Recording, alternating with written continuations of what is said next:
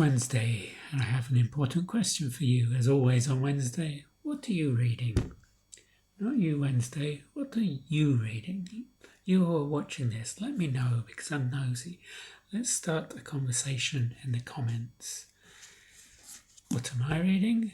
March is the Irish Readathon, and both the books I'm currently reading are connected to Ireland. First is by the Irish writer Cecelia Ahern. This is Lyrebird. A lyrebird is an Australian bird which mimics perfectly other sounds, other birds. But this is not about a literal lyrebird.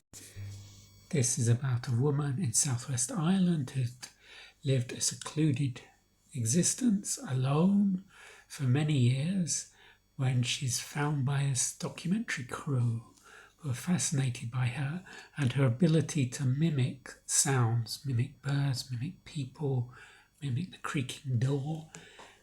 And they decide they want to take her to Dublin.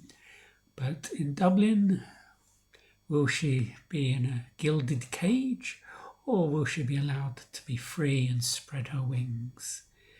This is very typically Cecelia Ahern, very character-driven, with an unusual premise. The other book I'm reading with the Irish connection is Wayward Girls by Wiggs. It's not actually set in Ireland, it's set in Buffalo, New York. It's about a reform school run by the nuns.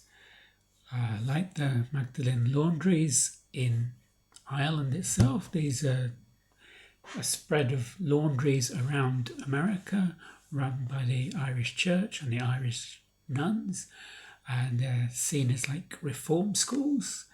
And last month I read The Nickel Boys by Colson Whitehead, which was about a reform school in Florida.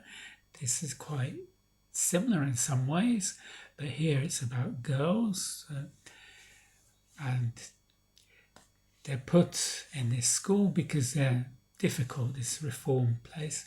They're not giving any schooling there. They have to work the laundries. They're worked as slaves. These are usually teenagers or young women. They might be unmarried mothers, or their families can't look after them because there's got too many children. And this was recent. This was in the 1960s when soldiers were being sent to Vietnam. It's not ancient history. And it's a very dark period in the history of Ireland and the Irish diaspora.